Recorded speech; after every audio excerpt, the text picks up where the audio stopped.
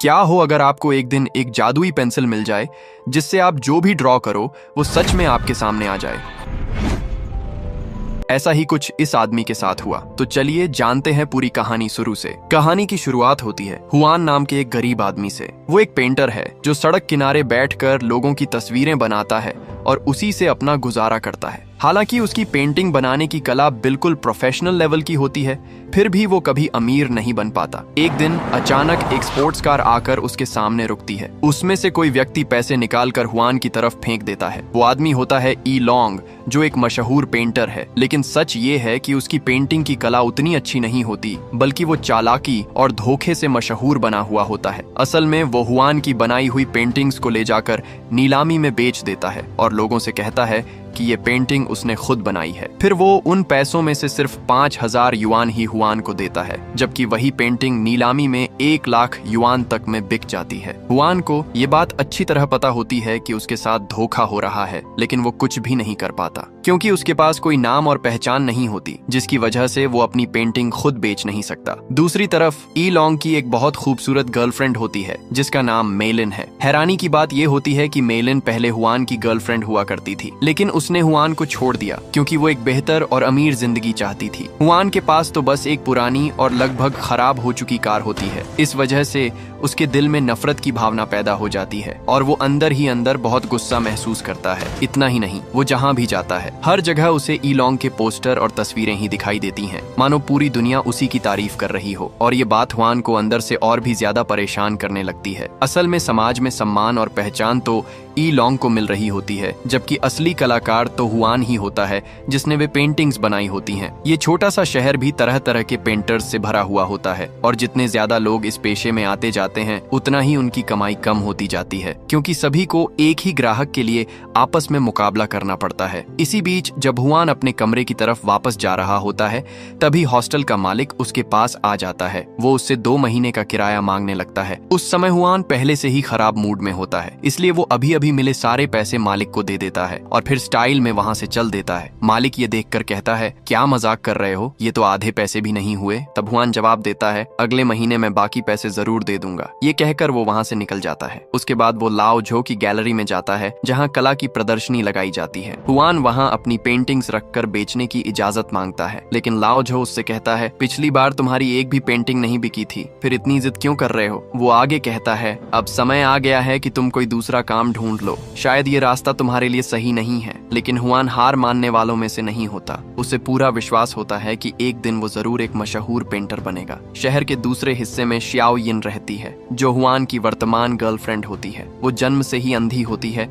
अपना गुजारा करने के लिए वो एक छोटे से हेयर सैलून में मसाज करने का काम करती है। हर दिन वहां आने वाले कई पुरुष ग्राहक उसे परेशान करते हैं और गलत हरकतें करने की कोशिश करते हैं, लेकिन पैसे कमाने की मजबूरी की वजह से वो सब कुछ चुपचाप सहती रहती है। एक दिन अचानक हुआन वहां पहुंच जाता है और उन लोगों को डांटने लगता है, लेकिन उन लोगों को उसका ये व्यवहार बिल्कुल पसंद नहीं आता। वे उसे सबक सिखाने के लिए बुरी तरह पीटना शुरू कर देते हैं। हुआन की इतनी पिटाई होती है कि उसका चेहरा पूरी तरह सूज जाता है। उस समय उसके साथ खड़ी रहने वाली बस श्याओ यिन ही होती है, जो उसे लगातार हिम्मत देती रहती है। हालांकि श्याओ यिन ने कभी अपनी आंखों से हुआन का चेहरा नहीं देखा होता, फिर भी दोनों एक दूसरे से सच्चा प्यार करते हैं और एक दूसरे की कमियों को नजरअंदाज कर देते हैं। श्याओ यिन को पूरा विश्वास होता है कि एक दिन हुआन जरूर एक मशहूर पेंटर बनेगा, लेकिन जैसे ही दोनों के बीच थोड़ा रोमांटिक पल आता है, उसी समय अचानक उनका मूड खराब हो जाता है, क्योंकि वहां आ जाता है अमेंग, जो हुआन का सबसे अच्छा दोस्त होता है। अमेंग को उसके माता पिता ने घर से निकाल दिया था क्योंकि उसका सपना भी एक पेंटर बनने का था और वो अपने परिवार के बिजनेस को संभालना नहीं चाहता था। इसी वजह से उसे घर छोड़ना पड़ा। इसके बाद दोनों दोस्त छत पर बैठकर आपस में बातें करने लगते हैं। अमेंग एक टिकटॉक स्टार लड़की पर पूरी तरह फिदा होता है। वो लड़की बहुत ही खूबसूरत और स्टाइलिश होती है। अमेंग तो उसे खुश करने के लिए लगातार गिफ्ट भेजता रहता है, यहाँ तक कि वो लगभग अपना सारा पैसा भी खर्च कर देता है। उसे उम्मीद होती है कि शायद किसी दिन वो लड़की उसकी गर्लफ्रेंड बन जाएगी। ये सुनकर हुआन उसे समझाने की कोशिश करता है। वो कहता है कि तू बेकार में अपनी भावनाएं और पैसा दोनों बर्बाद कर रहा है। ऐसे लोग हमारे जैसे साधारण लोगों की तरफ कभी ध्यान नहीं देते। लेकिन आमेंग तुरंत पलटकर जवाब देता है। वो कहता है, ये बिल्कुल उसी तरह है जैसे तू पेंटर बनने का सपना देख रहा है। ये सपना भी कभी पूरा नहीं होने करने वाला, फिर तू इतनी जिद क्यों कर रहा है? ये बात सुनकर हुआन पूरी तरह चुप हो जाता है। उसके बाद दोनों दोस्त पूरी रात साथ बैठकर शराब पीते रहते हैं। आखिरकार नशे में ही दोनों वहीं सो जाते हैं। तभी अचानक हुआन की आंख खुल जाती है और वो आसमान में एक अजीब चीज देखता है। दरअसल उसके सामने से एक एलियन स्पेसशिप उड़ते हुए गुजर रहा होता है। ये देखकर हुआन अपनी आंखों पर यकीन नहीं कर पाता। वो दूर से ही छुपकर उन एलियंस की तस्वीर खींचने लगता है, लेकिन गलती से वो कैमरे का फ्लैश बंद करना भूल जाता है। फ्लैश की रोशनी देखते ही एलियंस को पता चल जाता है कि कोई उन्हें देख रहा है और अगले ही पल वे तुरंत वहां से गायब हो जाते हैं। उनका स्पेसशिप भी पल भर में आसमान से गायब हो जाता है, लेकिन लगता है कि भागते समय एलियंस एक अजीब सी छड़ी जैसी चीज वहीं भूल जाते हैं। हुआन उस चीज को उठाकर अपने साथ घर ले आता है। अगली सुबह जब वो उठता है तो वो पूरी घटना आमेंग को बताता है। वो कहता है कि कल रात उसने सच में असली एलियंस देखे थे, लेकिन आमेंग को इस बात पर जरा भी हैरानी नहीं होती। वो शांत होकर पूछता है, क्या वहाँ 3 एलियन थे? ये सुनकर हुआन हैरान रह जाता है और तुरंत पूछता है, क्या तुमने भी उन्हें देखा था? तब आमेंग सामने रखी एक पेंटिंग की तरफ इशारा करता है और कहता है कि शायद हुआन ने यही तस्वीर देखी होगी और उसी को देखकर उसने रात में वैसा सपना देख लिया होगा। आमेंग कहता है, बकवास मत करो, न कोई एलियन होता है और न ही ऐसी कोई चीज। ये कहकर वो काम पर जाने के लिए निकल जाता है। हुआन भी सोचने लगता है कि शायद उसने सच में कोई सपना ही देखा होगा, लेकिन तभी उसकी नजर उस अजीब सी छड़ी पर पड़ती है जो वो पिछली रात अपने साथ लाया था। उसे देखकर वो फिर से यकीन करने लगता है कि जो कुछ भी हुआ था वो सच में हुआ था। थोड़ी देर बाद जब वो एक बच्चे के लिए पेंटिंग बना रहा होता है, तभी उसकी बैंगनी रंग की पेंसिल खत्म हो जाती है। तब वो उस अजीब छड़ी को शार्प करता है और उसे पेंसिल की तरह इस्तेमाल करके एक गोल सर्कल बनाता है। अजीब बात ये होती है कि वो छड़ी सच में बैंगनी रंग की तरह लिखने लगती है, लेकिन कुछ ही सेकंड बाद वो बनाया हुआ सर्कल अचानक एक असली पत्थर में बदल जाता है। ये देखकर हुआन पूरी तरह हैरान रह जाता है। वो तुरंत एक और चीज बनाने की कोशिश करता है। इस बार वो एक सेब की तस्वीर बनाता है और कुछ ही पल बाद उसकी बनाई हुई तस्वीर से एक असली सेब बाहर आ जाता है। ये देखकर उसके दिमाग में एक खतरनाक आइडिया आता है। वो तुरंत भागते हुए घर पहुंचता है और अपने दोस्त आमेंग को सब कुछ बताता है, लेकिन आमेंग को अभी भी इस बात पर भरोसा नहीं होता। उसे लगता है कि ये सब पूरी तरह बेकार और बकवास बात है। तब हुआन एक कागज पर सोने की एक गोल्ड बार की तस्वीर बनाता है और आमेंग से कहता है कि ध्यान से देखते रहो, लेकिन काफी देर तक कुछ भी नहीं होता। ये देखकर आमेंग गुस्से में उस कागज को मरोड़कर खिड़की के बाहर फेंक देता है। तभी अचानक बाहर एक जोरदार आवाज आती है। जब वे बाहर देखते हैं तो पता चलता है कि हॉस्टल का मालिक खड़ा है और उसके पास सोने की असली ईंट गिरी हुई है जो उसी कागज से बनी थी, लेकिन वो सोना वापस नहीं करता। वो कहता है कि इसे मैं हर जाने के पैसे के तौर पर रख रहा हूँ। इसके बाद दोनों दोस्त एक बड़ा कागज लाते हैं। इस बार हुआन 10 किलो वजन की सोने की ईंट बनाता है और कुछ ही पल बाद वो सोने की ईंट सच में सामने आ जाती है। अब आमेंग को भी पूरा यकीन हो जाता है कि हुआन सच में एलियंस से मिला था। दोनों मिलकर फैसला करते हैं कि वे इस बात को पूरी दुनिया से छुपा कर रखेंगे, क्योंकि अगर किसी को ये राज पता चल गया तो उनकी जान भी खतरे में पड़ सकती है। इसके बाद हुआन वो चीज बनाता है जिसका उसने हमेशा सपना देखा था। वो कागज पर एक बहुत बड़ा शानदार महल बनाता है और अचानक वो महल सच में शहर के बीचों बीच प्रकट हो जाता है। ये देखकर पूरे शहर के लोग वहाँ इकट्ठा हो जाते हैं। किसी को समझ नहीं आता कि ये सब अचानक कैसे हो गया। कुछ ही देर में पुलिस अधिकारी भी वहाँ पहुँच जाते हैं और जांच शुरू कर देते हैं। उधर हुआन को उस अजीब छड़ी पर एक छोटा सा बटन दिखाई देता है। जब वो उसे दबाता है तो पेंटिंग की सारी लाइनें फिर से उस छड़ी के अंदर खिंच जाती हैं और उसी पल वो बड़ा महल भी एक झटके में गायब हो जाता है। सब लोग ये देखकर और ज्यादा हैरान रह जाते हैं। इसके बाद दोनों दोस्त वापस घर आ जाते हैं और फैसला करते हैं कि अब वे पैसे बनाकर इस्तेमाल करेंगे। तब आमेंग कागज पर 200 मिलियन का नंबर लिख देता है और अचानक सच में 200 मिलियन सामने आ जाता है, लेकिन वो असल पैसा नहीं होता बल्कि प्लास्टिक की एक बेकार चीज निकलती है जिसकी कोई कीमत नहीं होती। तब हुआन कहता है कि अब वो खुद कोशिश करके देखेगा। वो कागज पर 200 मिलियन युआन के नोटों का ढेर बनाता है और अगले ही पल कमरे में सच में पैसों का बड़ा ढेर निकल आता है जो पूरे कमरे को भर देता है। इसके बाद दोनों दोस्त उस पैसे से महंगे कपड़े खरीदते हैं। फिर वे स्टाइल में खड़े होकर हॉस्टल के मालिक को चिढ़ाने के लिए पोज देते हैं। इसके बाद हुआन आगे बढ़कर कहता है, मैं यहाँ रहने वाले सभी पेंटर्स का किराया अगले 100 सालों के लिए पहले ही दे देता हूँ। ये सुनकर वहाँ मौजूद सभी पेंटर्स बहुत खुश हो जाते हैं और जोर जोर से खुशी मनाने लगते हैं। इसके बाद दोनों दोस्त उस पैसे से महंगी महंगी कारें खरीदते हैं और जो कारें इतनी दुर्लभ होती हैं कि बाजार में मिलती ही नहीं, उन्हें वे खुद पेंट करके बना लेते हैं। फिर हुआन ई लॉन्ग के एडवर्टाइजमेंट से भी बड़ा एक बड़ा बिलबोर्ड लगवाता है। उस पर वो लिखवाता है कि मैं ही नंबर 1 पेंटर हूँ। लेकिन कहानी यहीं खत्म नहीं होती, क्योंकि उसी समय ई लॉन्ग एक महल खरीदने के लिए कीमत पर मोल भाव कर रहा होता है। तभी अचानक हुआन और आ मेंग वहां पहुंच जाते हैं। वे सेल्समैन से कहते हैं, हम दोनों पूरा दाम देकर 2 महल खरीदना चाहते हैं, और वे तुरंत नकद पैसों का बड़ा ढेर सामने रख देते हैं। ये देखकर ई लॉन्ग और मेलिन दोनों इतने हैरान हो जाते हैं कि उनके मुंह से एक शब्द भी नहीं निकलता। उस रात हुआन अपनी गर्लफ्रेंड श्याओ यिन को उस महल में रहने के लिए ले आता है। वो उससे कहता है कि जब वो गरीब था तो वही एक इंसान थी जो हमेशा उसके साथ खड़ी रही, इसलिए अब जब उसके पास सब कुछ है तो वो उसे एक बेहतर जिंदगी देना चाहता है। इसके बाद हुआन उससे शादी के लिए प्रपोज करता है। वो वादा करता है कि वो पूरी जिंदगी उसका ख्याल रखेगा, लेकिन श्याओ यिन ये सुनकर उसे मना कर देती है, क्योंकि उसे लगता है कि वो उसके लायक नहीं है। उधर आ मेंग भी अपनी नई गर्लफ्रेंड को सबके सामने दिखाता है, और वो लड़की वही टिकटॉक स्टार होती है जिस पर वो पहले से फिदा था। आखिरकार उसके महंगे गिफ्ट्स देखकर वो लड़की भी उसकी गर्लफ्रेंड बनने के लिए तैयार हो जाती है। उधर श्याओ यिन दुखी होकर महल से बाहर चली जाती है। तब हुआन तुरंत उसके पीछे जाता है और उससे बात करने लगता है। वो उसे सच बताता है कि उसके पास जो कुछ भी है वो सब इस रहस्यमयी छड़ी की वजह से है, क्योंकि वो जो भी चीज बनाता है वो सच में हकीकत बन जाती है। लेकिन श्याओ यिन को अब भी इस बात पर पूरा भरोसा नहीं होता, इसलिए वो उससे कहती है, अगर ये सच है तो मेरे लिए आंखें बना कर दिखाओ। अगले दिन हुआन उसके लिए आंखों की तस्वीर बनाता है, लेकिन जो आंखें बाहर आती हैं वे सिर्फ अलग अलग आंखें होती हैं, इसलिए वे दोनों उन्हें मिटा देते हैं और दोबारा पेंटिंग बनाते हैं। इस बार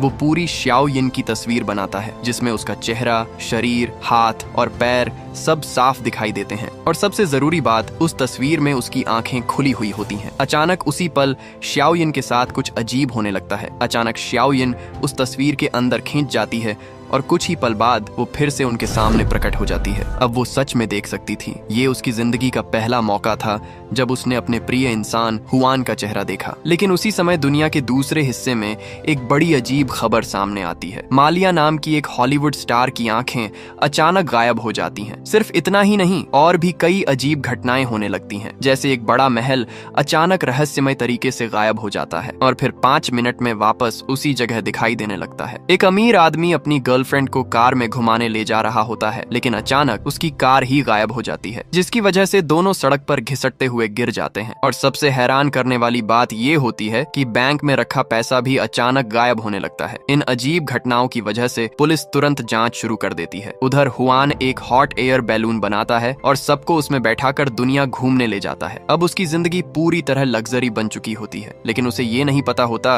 कि जो भी चीज वो बनाता है असल में वो कहीं से चोरी होकर यहाँ आ जाती है। यानी उसकी ड्राइंग सिर्फ चीजें बनाती नहीं, बल्कि उन्हें एक जगह से दूसरी जगह ट्रांसफर कर देती है। इसके बाद वे दोनों लाओ जो के पास जाते हैं और उसे बहुत सारा पैसा दान देते हैं, ताकि वो अनजान और गरीब पेंटर्स के लिए एक फ्री आर्ट एग्जीबिशन और ऑक्शन आयोजित कर सके। इस कार्यक्रम के प्रचार के लिए पूरे शहर में बड़े बड़े पोस्टर लगा दिए जाते हैं। ये सब देखकर ई लॉन्ग बहुत नाराज हो जाता है। वो सोचने लगता है कि ये तो एक छोटा सा इवेंट है, फिर इसमें 10 मिलियन युआन की फंडिंग कहाँ से आ गई। वो गुस्से में कहता है, वो बेकार आदमी, हुआन इतना पैसा कहाँ से ला सकता है, जरूर इसके पीछे कोई बड़ा राज है। तभी मेलिन उसे रोकते हुए कहती है, इससे हमें क्या मतलब, या फिर क्या तुम उससे जल रहे हो। ये सुनकर ई लॉन्ग का गुस्सा फट पड़ता है। वो मेलिन को मारने लगता है, क्योंकि उसने उससे ऐसी बात कहने की हिम्मत की। इसके बाद ई लॉन्ग पुलिस को फोन करता है और सूचना देता है कि हुआन अचानक बहुत अमीर हो गया है और शायद किसी गैर कानूनी काम में शामिल है। आखिरकार आर्ट एग्जीबिशन का दिन आ जाता है। वहाँ बहुत सारे लोग नीलामी में भाग लेने के लिए आते हैं, और हैरानी की बात ये होती है कि हुआन की पेंटिंग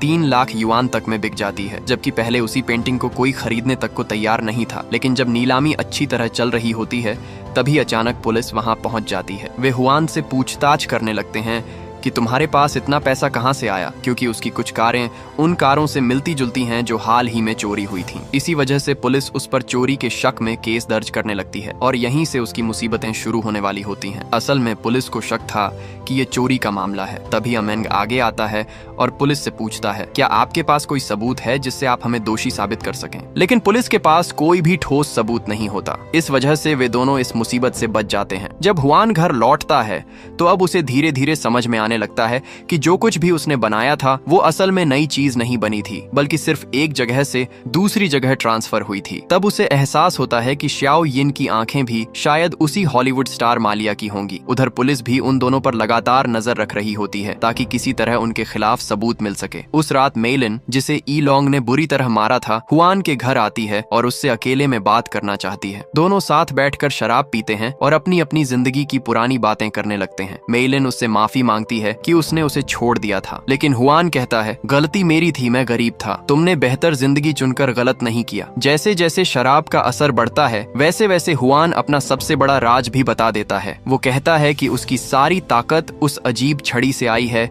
जो उसे एलियंस से मिली थी, लेकिन उसे ये बिल्कुल पता नहीं होता कि ई लॉन्ग ने मेलिन के शरीर पर एक छुपा हुआ कैमरा लगा दिया था, जिससे वो उनकी पूरी बातचीत देख रहा होता है और यहीं से उसकी खतरनाक योजना शुरू हो जाती है। अगली सुबह चारों लोग बैठकर सोचते हैं कि अब आगे क्या करना चाहिए। क्या वे इस राज्य को छिपाकर ऐसे ही छुप छुप कर जीते रहें या फिर सब कुछ मिटाकर सारी चीजें उनके असली मालिकों को लौटा दें। लेकिन ऐसा करने का मतलब होगा कि उनकी जिंदगी फिर से गरीबी में लौट जाएगी। तब आ मेंग पूछता है, क्या तुम चाहते हो कि श्याओ यिन फिर से अंधी हो जाए? ये सुनकर हुआन गहरी सोच में पड़ जाता है, लेकिन तभी श्याओ यिन खुद कहती है, मैं फिर से अंधी हो जाऊंगी, लेकिन किसी की आंखें चुराकर नहीं जीना चाहती। उधर आ मेंग की टिकटॉक स्टार गर्लफ्रेंड भी ये सारी बातें सुन लेती है। अब उसे पता चल जाता है कि आ मेंग असल में अमीर नहीं है, लेकिन इसके बावजूद वो कहती है कि वो फिर भी आ मेंग से प्यार करती है। आखिरकार चारों लोग एक फैसला लेते हैं। वे तय करते हैं कि उस अजीब छड़ी को पुलिस को दे देंगे ताकि फिर कभी कोई उसका गलत इस्तेमाल न कर सके। लेकिन जब वे तिजोरी खोलते हैं तो देखते हैं कि वो छड़ी गायब हो चुकी है। असल में पिछली रात ई लॉन्ग चुपके से घर में घुसा था और उसी ने वो छड़ी चुरा ली थी। अब जब वो छड़ी ई लॉन्ग के हाथ में आ जाती है तो वो तुरंत अपने लिए दुनिया का सबसे बड़ा आर्ट एग्जीबिशन सेंटर बना लेता है। लेकिन उसका लालच यहीं खत्म नहीं होता। वो एक असली राजमहल भी बना देता है ताकि वो अपना खुद का राज्य बना सके, जहाँ वो खुद राजा बनकर राज करेगा। और एक राजा के साथ रानी भी होनी चाहिए। इसलिए ई लॉन्ग एक नंबर 1 ब्यूटी क्वीन को भी जबरदस्ती अपने पास ले आता है। मंच तैयार हो चुका था। ई लॉन्ग उस ब्यूटी क्वीन को मंच पर लाता है और ऐलान करता है, आज से हम दोनों मिलकर इस पूरे राज्य पर राज करेंगे। लेकिन वो अपनी खुशी में और ज्यादा डूब पाता उससे पहले ही पुलिस और हुआन के दोस्त उस महल तक पहुंच जाते हैं। असल में ये महल एक बहुत पुरानी ऐतिहासिक इमारत था और जिस जगह इसे खड़ा किया गया था वो एयरपोर्ट के बीचों बीच थी, जो बेहद खतरनाक जगह थी। तब हुआन ई लॉन्ग को समझाने की कोशिश करता है। वो कहता है, ये कोई जादुई पेंसिल नहीं है, ये सिर्फ चीजों को एक जगह से दूसरी जगह ले जाती है, मतलब ये सीधी सीधी चोरी है। लेकिन ई लॉन्ग उसकी एक भी बात नहीं सुनता। वो जवाब देता है, इस दुनिया का नियम ही यही है, जब कोई पाता है तो किसी को खोना भी पड़ता है, यही दुनिया की सच्चाई है। हालांकि पुलिस पूरी बात नहीं समझ पाती, लेकिन उन्हें इतना जरूर समझ आ जाता है कि ई लॉन्ग कुछ गलत कर रहा है। इसलिए वे उसे गिरफ्तार करने की कोशिश करते हैं ताकि उसे थाने ले जाकर पूछताछ की जा सके। लेकिन ई लॉन्ग इतनी आसानी से हार मानने वाला नहीं था। वो अचानक कहता है कि वो मून पर भाग जाएगा क्योंकि वहाँ धरती के कानून लागू नहीं होते और कोई भी उसे सजा नहीं दे सकेगा। लेकिन मून तक जाने के लिए उसे स्पेस शिप चाहिए था, इसलिए वो उस छड़ी से एक स्पेस शिप बना देता है। लेकिन जैसे ही वो स्पेस शिप बनती है वो असल में वही एलियन जहाज निकलता है जो उस रात धरती पर आया था। कुछ ही देर में एलियन उस जहाज से बाहर आते हैं और सीधे हुआन से पूछते हैं, हमारी वो अजीब मशीन कहाँ है? तब हुआन उंगली से ई लॉन्ग की तरफ इशारा करता है और कहता है वो मशीन उसके पास है। लेकिन मामला इतना आसान नहीं था क्योंकि अब ई लॉन्ग ने एक टैंक बना लिया था और उसे अपने बचाव के लिए हथियार की तरह इस्तेमाल कर रहा था। तभी एलियंस अपनी जबरदस्त ताकत का इस्तेमाल करते हैं और टैंक की टोप को मोड़कर उसी की तरफ घुमा देते हैं। ये देखकर ई लॉन्ग पूरी तरह डर जाता है और आखिरकार हार मान लेता है। वो मजबूर होकर वो अजीब छड़ी एलियंस को वापस दे देता है। तब एलियंस बताते हैं कि वो कोई जादुई चीज नहीं थी, असल में वो उनकी स्पेस शिप की कचरा साफ करने वाली मशीन थी, लेकिन उसका सिरा घिसकर बिल्कुल पेंसिल जैसा बन गया था। इस वजह से वो मशीन अब उनके जहाज में फिर से फिट नहीं हो पा रही थी। ये देखकर एलियंस बहुत गुस्सा हो जाते हैं और वे ई लॉन्ग को सजा देने वाले ही होते हैं ताकि उसे अपने किए का एहसास हो सके। लेकिन तभी अचानक हुआन आगे आ जाता है और सच बता देता है कि ये सब उसी ने किया है क्योंकि उस समय उसके रंगीन पेंसिल खत्म हो गए थे। जब एलियंस ये बात सुनते हैं तो वे उसकी तारीफ करने लगते हैं। वे कहते हैं कि कम से कम इस सड़ी गली दुनिया में अभी भी थोड़ी ईमानदारी बाकी है। वे कहते हैं कि वो सच में एक बहादुर इंसान है जो अपनी गलती मानने की हिम्मत भी रखता है। इसलिए वे उसे छोड़ देने का फैसला करते हैं और अपने ग्रह पर वापस जाने की तैयारी करने लगते हैं। लेकिन तभी हुआन उनसे विनती करता है कि कृपया सब कुछ पहले जैसा कर दीजिए। एलियंस उससे दोबारा पूछते हैं, क्या तुम सच में पक्का यकीन रखते हो कि तुम सब कुछ खोने के लिए तैयार हो? हुआन जवाब देता है, हाँ, मुझे पूरा यकीन है। फिर एलियंस उसकी इच्छा पूरी कर देते हैं। वे टैंक, महल और शाओयिन की आंखों को भी उनकी जगह पर वापस भेज देते हैं। इसके बाद चाहे सोने की नोटबुक हो या दूसरी कीमती चीजें, सब कुछ उनके असली मालिकों को वापस भेज दिया जाता है। लेकिन एलियंस एक बात भूल जाते हैं, उनका स्पेसशिप भी उसी ड्राइंग से बनाया गया था और अब वो भी गायब हो चुका था। इसलिए वे घूमते हुए एक खास तरीके से वापस अपने ग्रह चले जाते हैं। दूसरी तरफ यिलोंग का राजा वाला कपड़ा भी वापस खींच लिया जाता है, जिससे वो लगभग नंगा हालत में रह जाता है। इसके बाद पुलिस उसे पकड़कर अपने साथ ले जाती है ताकि उसके खिलाफ कानूनी कार्रवाई की जा सके, क्योंकि उसने हुआन की गर्लफ्रेंड को मारा पीटा था। कुछ दिनों बाद हुआन फिर से एक चित्रकार के रूप में काम करना शुरू कर देता है, लेकिन उसकी गरीबी और बदनामी की वजह से अब उसकी पेंटिंग पहले की तरह बिक नहीं पाती और इसी के साथ फिल्म खत्म हो जाती है। आप लोग इस मूवी को 5 स्टार में से कितने दोगे, कमेंट में जरूर बताना।